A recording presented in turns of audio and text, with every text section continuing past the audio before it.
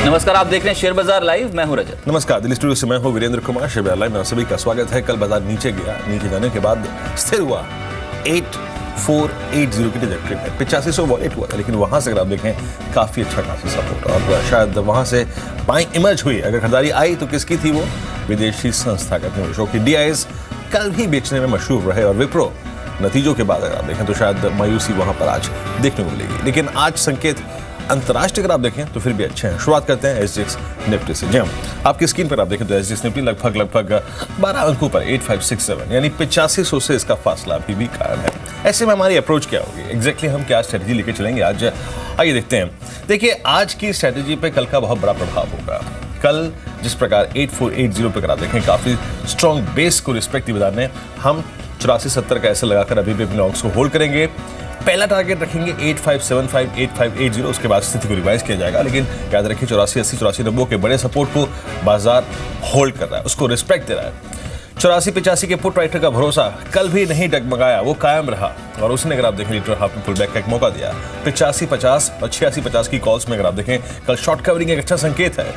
Nifty bank ने 18800 hold किया, ये हमारा कल स्टॉप लॉस था, ये नहीं वॉलेट हुआ, और निफ्टी बैंक पर लॉन्ग हम होल्ड करेंगे। और जहां तक सेक्टर्स स्टॉक की बात रही, अच्छा चल सकते हैं क्योंकि FIs की बाइंग काफी स्ट्रांग है। कल कैश में और डेरिवेटिव से कमिटमेंट भी काफी अच्छे थे। फार्मा, सीमेंट और मिड कैप बैंकों पर आप नजर रख के चलें। जी बिल्कुल, इनफैक्ट अगर आप एशियन क्यूज भी देखेंगे तो काफी मिले जुले संकेत है, लेकिन फिर भी SGX निफ्टी 12 अंकों की बढ़त शो कर रहा है, यानी कि सरेंडर करने को तैयार नहीं है मार्केट्स।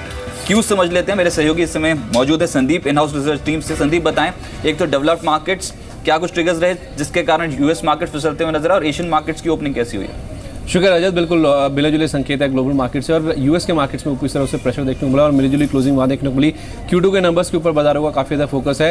हालांकि अगर आप देखें गोल्डमैन सैक्स के जो नंबर्स हैं, Citi, JP Morgan, bank of America, Merrill Lynch के बाद फाइनेंशियल शेयरों में चौथी ऐसी कंपनीज के नंबर्स काफ़ी स्ट्रॉन्ग देखने को मिले हैं। लेकिन नेटफ्लिक्स अगर आप देखिए नंबर्स हालांकि अनुमान से बेटर रहे थे, लेकिन जो नए ग्राहक जोड़ने की संख्या है वो अनुमान से खराब रही, जिसकी वजह से 14% के आसपास तक का जो डेंट है इस काउंटर पर देखने को मिला। इसके अलावा एनर्जी और मटेरियल, ये दो ऐसे स्पेस थे जहाँ पे हमने देखा कि प्रेशर देखने को मिला, जिसकी वजह से ऊपरी तरफ से बाजारों में प्रेशर देखने को मिला। हालांकि डाउ जोन्स अगर आप देखें लगातार 8वें दिन तेजी के साथ बंद हुआ है, लेकिन जो आंकड़े भी आ रहे थे वो भी कहीं ना कहीं सपोर्टिव थे। जून में अगर आप हाउसिंग स्टैट्स की बात करें तो अनुमान से ज़्यादा 11.9 लाख यूनिट वहाँ पे देखने को मिले हैं। तो उस लिहाज से देखा जाए आंकड़े सपोर्टिव थे, लेकिन ज़्यादा फोकस बाजार का रिजल्ट्स के ऊपर था, जो कि मिले जुले थे, और कुछ ऐसी कंपनी जिन्होंने डिसअपॉइंट किया, जिसकी वजह से ऊपरी तरफ पे बाजारों में प्रेशर देखने को मिला।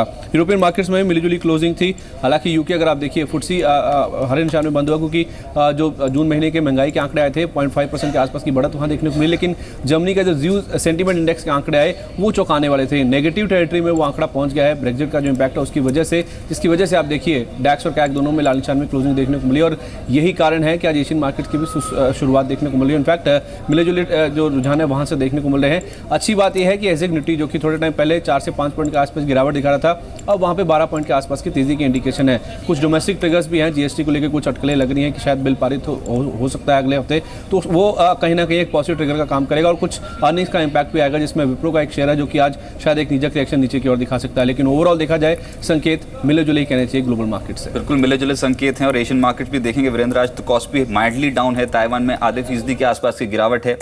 निके 0.1% गिरा है। लेकिन अब जो चाइनीज मार्केट ओपन हुए हैं वहां पर थोड़ी सी शंघाई बिल्कुल फ्लैट, लेकिन हैंगसेंग मिनिस्टर से थोड़ी सी रिकवरी साफ तौर पर नजर आ रही है। तो एशियन क्यूज मिक्स हैं और अपने बलबूते पे चल रहे मार्केट्स का। लेटर हाफ में फिर से एक स्ट्रॉन्ग स्ट्रेच था मार्केट्स में। FIs पोजीशन कैसे बना रहे हैं? जी आइए पहले देखते हैं कि FIs ने कल के सेशन में क्या किया। बाकी अगर आप देखिए जो कल हुआ वो आप भी जानते हैं, मैं भी जानता हूँ, और आंकड़ों पे उसका क्या इंपैक्ट पड़ा वो बताऊंगा आपको। FIs की कैश मार्केट में 550 करोड़ रुपए की बाइंग उनकी तरफ से अगर आप देखें बाइंग लगातार जारी है, लेकिन 450 करोड़ रुपए की इसके अगेंस्ट अगर आप देखें तो DIs की बिकवाली आई। और FNO में आप देखिए वायदा कारोबार में FIs ने करीब 62 करोड़ रुपए की खरीदारी करी। आइए जरा सेगमेंट वाइज दिखाइए एग्जैक्टली FIs ने क्या किया। इंडेक्स फ्यूचर्स, रजत देखिए इंडेक्स फ्यूचर्स में वो शॉर्ट नहीं है, न लॉन्ग अनवाइंड कर रहे हैं। कल भी 552 करोड़ की खरीदारी करी, और इंडेक्स ऑप्शंस में 117 करोड़ की बिकवाली। और स्टॉक फ्यूचर्स में अगर आप देखें यहाँ पे करीब 236 करोड़ की बिकवाली। FIs का ट्रेडिंग पैटर्न मेरे को एक रत्ती भर नहीं लगता कहीं से कि वो शायद अब इस बाजार में सॉफ्टनेस एक्सपेक्ट कर रहे हैं, या फिर वो अपना माल काटने की कहीं ना कहीं गुंजाइश तलाश रहे हैं। No, not at all.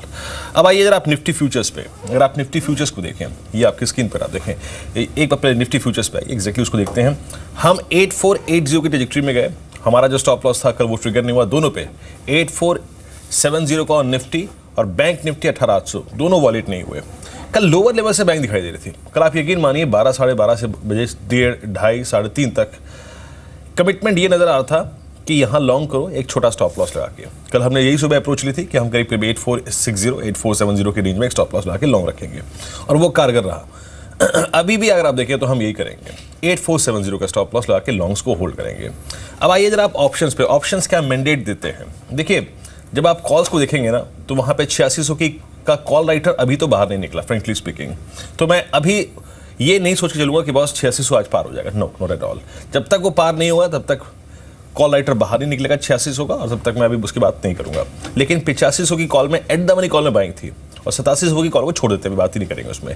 तो अभी आप एक जहन में पिक्चर लेके चलिए और वो टारगेट्स होंगे ऑलमोस्ट 8580 8590। आप ये देखिए पुट्स में क्या हुआ, 8500 की पुट की राइटिंग देखिए 5 लाख, 8400 की पुट राइटिंग 5 लाख, आउटस्टैंडिंग हुआ कितना है 1 करोड़ 5 लाख। और रजत इसी ने, अगर आप देखिए 8400 और 8500 की पुट राइटर का जो कॉन्फिडेंस था ना, कल मैं बाजार गिर रहा था लेकिन मैं पूरा दिन इन्हीं दो डेटा को देखता रहा, 84 85। अगर आप डेटा पे रिलाई करें तो इन दोनों का पुट राइटर कभी भी बाहर नहीं निकला, चाहे वो बाजार 8580 पे हो, 8550 पर हो, 8500 पे हो या फिर 8490 पर हो। तो निफ्टी पे लॉन्ग रहिए, अपने स्टॉप लॉस पे थोड़ा सा कॉन्फिडेंट रहिए 8470 और टारगेट्स देखिए करीब करीब 8590 के, क्योंकि for the timing options FIIs के आंकड़े तो रजत यही कहते हैं। चलिए आर के ग्लोबल से राकेश बंसल साहब मेरे साथ अब जुड़ चुके हैं, तकनीकी राय ले लेते हैं।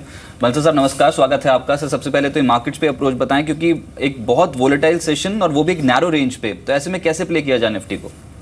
गुड मॉर्निंग रजत। अगर आप निफ्टी की बड़ी पिक्चर देखें तो निफ्टी एक बड़े ब्रेकआउट निफ्टी ने 8300 के ऊपर दिखाया और मुझे लगता है 8250 एक नीचे में एक बहुत बड़ा बेस है। अगर किसी का मीडियम टू लंबी अवधि का नजरिया है तो हर गिरावट पे खरीदना चाहिए। निफ्टी मुझे नहीं लगता है कि आने वाले समय में 8250 के नीचे जाएगा, हर गिरावट पे खरीदारी करनी चाहिए और निफ्टी नए हाइस की तरफ जा रहा है। अगर इमीडिएटली शॉर्ट टर्म ट्रेडिंग नजरिया है तो 8475 का स्टॉप लॉस लगाना चाहिए जो कल के लोस थे, और मुझे लगता है निफ्टी ऊपर में 8590 के लेवल्स को दोबारा टेस्ट करने का अटेम्प्ट करेगा 1 से 2 दिन के अंदर। अब बात करते हैं जरा निफ्टी बैंक की। जरा निफ्टी बैंक के चार्ट्स को दिखाइए। कल देखिए, कल निफ्टी बैंक ने बहुत मशक्कत की ऊपर निकलने की, बस ये इसलिए नहीं निकल पाया क्योंकि कल प्राइवेट बैंकिंग बास्केट जो था ना वो ठीक ठाक काम काज नहीं कर रहा था। अदरवाइज इसने देखिए हमारा स्टॉप लॉस क्या था रजत, 18800, लो क्या था कल 18833 का, तो वो ट्रिगर नहीं हुआ। क्यों, 2 चीज़ बताऊंगा वहाँ पे क्यों थी। एक तो कल पीएसयू बैंक खबर आ गई, दूसरी बात प्राइवेट बैंकिंग स्पेस ने अगर थोड़ा सा भी कमिटमेंट दिखाया होता ना तो ये एक बार फिर से 19,000 को रीगेन करके 19,200 का अप्रोच करता। खैर कल नहीं किया, आज का दिन इसके लिए पास है, अभी और समय इसके पास है। मैं एक चीज़ बस कहना चाहूँगा, मैं यहाँ पर पुट राइटर का कॉन्फिडेंस दिख रहा था रजत। आप देखिए, मैं इनफैक्ट मेरे स्क्रीन पर जब मैं आपसे बात कर रहा हूँ तो अब मैं 28 जुलाई का कॉन्ट्रैक्ट खोल रहा हूँ। आप ये देखिए कि यहाँ कल किस किस पुट में ओपन इंटरेस्ट घटा, 18,600 18,800 इन 2 पुट्स में ओपन इंटरेस्ट घटा, यानी जो बंदा लॉन्ग करके बैठा था वो बाहर निकल गया। 18,500 पे स्ट्रॉन्ग पुट राइटिंग हुई और इवन 19,000 की पुट भी बिकी है, और साथ ही साथ जो 19,000 का कॉल राइटर था वो 13,240 कॉन्ट्रैक्ट्स वहां पे घटे हैं। यानी बायस जो है ना, याद रखिए, वो अभी भी पॉजिटिव है।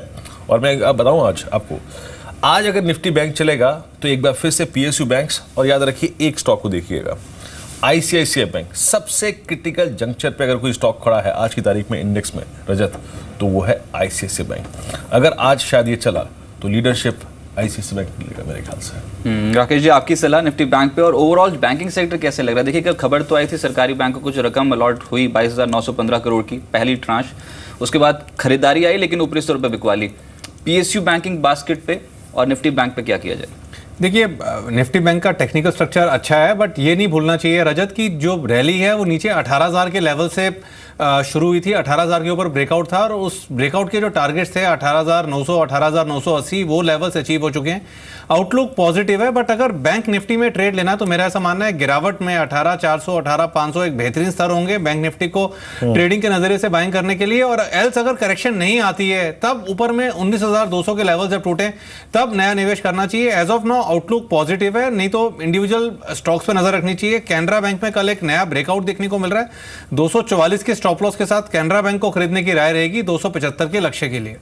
ओके, चलिए अब इंडेक्स में शुमार कुछ और काउंटर्स को देखते हैं और उसके बाद थोड़ा सा एक ब्रेक का भी वक्त हो जाएगा। कल का स्टार प्राइस परफॉर्मर अगर आप देखें कोई स्टॉक था कल जिस स्टॉक ने अपने ट्रेडिंग करने का नया हाई छुआ वो था BPCL। हालांकि उसके बाद थोड़ा सा नीचे भी आया। कल के स्ट्रेंथ वाले पॉइंट से बात कर लेते हैं राकेश। कल BPCL में काफ़ी अच्छी खासी मजबूती थी। कल आप देखिए आइडिया, ICICI बैंक, कल पावर ग्रिड जैसे स्टॉक्स काफ़ी चल रहे थे। अभी अपने क्लाइंट्स को कल की इतनी अच्छी खासी स्ट्रेंथ के बाद इन स्टॉक्स में आपने क्या एडवाइस दी है? देखिए, आपने वीरेंद्र सबसे सही फरमाया कि इन सब स्टॉक्स में स्ट्रेंथ ही IOC, BPCL, HPCL तीनों में एक ब्रेकआउट देखने को मिल रहे हैं। बट हमने अपने क्लाइंट्स को कल IOC खरीदने की राय दी है, क्योंकि इसमें कल के उछाल से पहले कुछ शॉर्ट बिल्डअप था और मुझे लगता है IOC में एक अच्छी रैली देखने को मिल सकती है। 470 के स्टॉप लॉस के साथ IOC को खरीदने की राय रहेगी 530 के टारगेट के लिए। एक सीमेंट पैक पे और नजरिया दे दीजिए, क्योंकि कल अल्ट्राटेक के नंबर्स है, उसके बाद एक ड्रिप आया स्टॉक पे, लेकिन उसके बाद एक रिवाइवल था और पूरे सीमेंट पैक जो था, अंबुजा, ACC, ये निचले से कुछ खरीदारी शो कर रहे थे। क्या ये तेज हो सकते हैं स्टॉक्स?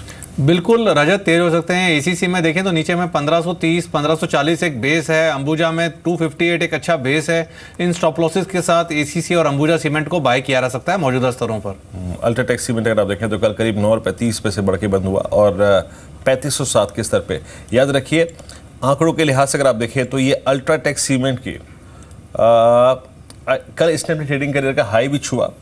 और देखिए, प्रॉफिट टेकिंग भी एक चीज़ होती है, वो थोड़ी बहुत आई थी यहाँ पे, लेकिन फिर भी स्टॉक जाते जाते संभल गया। प्लीज़ अगर आप एक बार इसके इंट्राडे चार्ट्स दिखाएं, जाते जाते संभल गया ये। और अभी आएगा आपकी स्क्रीन पर, आप देखिए नंबर्स अगर आप देखिए टॉप लाइन, बॉटम लाइन और मार्जिन के फ्रंट पे अच्छे रहे। और देखिए थोड़ा सा डिप आया एग्जैक्टली नतीजों के बाद, और उसके बाद 3507 के क्लस्टर में ये स्टॉक बंद हुआ।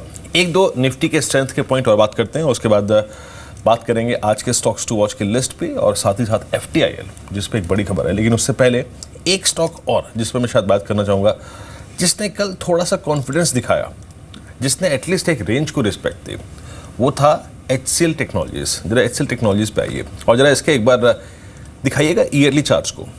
याद रखिए, ये स्टॉक जो है ना, वो थोड़ा सा बेस को रिस्पेक्ट देता है। ये आपकी स्क्रीन पे इंट्राडे चार्ट्स, जरा एक बार ईयरली चार्ट्स पे आइएगा। याद रखिए, मई, जून, जुलाई 3 महीने का बेस था इसका 720-730 की रेंज में। ठीक वहीं से पुल बैक दे रहा है ये। राकेश, अगर मैं मान लीजिए थोड़ा सा एक किसी रिस्की ट्रेड को पिक करना चाहता हूँ, और रिस्क भी मेरा कैलकुलेटेड है यहाँ पे, 730 पे है, ये मेरे से क्या मांग रहा है? ये हद से 30 रुपये मांग रहा है, और 30 रुपये के साथ में एक बड़ी काउंटर कॉल ले रहा हूँ एक बड़े खराब सेक्टर पे, और उस खराब सेक्टर में एक स्टॉक जो कि एक लीस्ट रिस्क पे बैठा है। कैसे अप्रोच करेंगे आप इस स्टॉक को? देखिए वीरेंद्र, अगर कोई, जैसे आप कॉन्ट्रा कॉल लेना चाहते हो, कोई 30 रुपये के रिस्क के साथ बाय करे तो करे, बट मैं इस कॉल के साथ नहीं जाना चाहूँगा। इनफैक्ट मैं वेट करूँगा, अगर नीचे के लेवल्स टूटेंगे तब बाय करना चाहूँगा। क्योंकि वीरेंद्र, जब मार्केट में आप रिस्क कर रहे हो तो उस रिस्क को अगर आप किसी और स्टॉक पे लगाते हो जहाँ पे टेक्निकल पैटर्न में ज़्यादा कंफर्ट है, तो मैं वहाँ जाना चाहूँगा। अगर कॉन्ट्रा ही खेलना है तो मैं कोलगेट को बाय करूँगा, जहाँ पे लोग उसको बाय नहीं कर रहे हैं पतंजलि के थ्रेट के कारण, और टेक्निकली स्टॉक मुझे री रेटिंग पे लगता है। अगर रिस्क करना है तो मैं 918 के स्टॉप लॉस के साथ 975 के लक्ष्य के लिए कोलगेट को बाय करूंगा। FMCG पे आपकी राय सर? कोलगेट आपने बोला खरीदारी करने के लिए, नेचुरल नतीजों के बाद डिसअपॉइंटिंग नतीजे थे, उसके बाद एकदम से ड्रॉप आए। पूरे FMCG स्पेस पे राय? देखिए, पूरे FMCG स्पेस की बात करें तो इस स्पेस में मैरिको, डाबर, गोदरेज काफ़ी अच्छे लग रहे हैं, कोलगेट काफ़ी अच्छा लग रहा है, ITC काफ़ी अच्छा लग रहा है, और मुझे लगता है इन स्टॉक्स में बाइंग करके चलना चाहिए।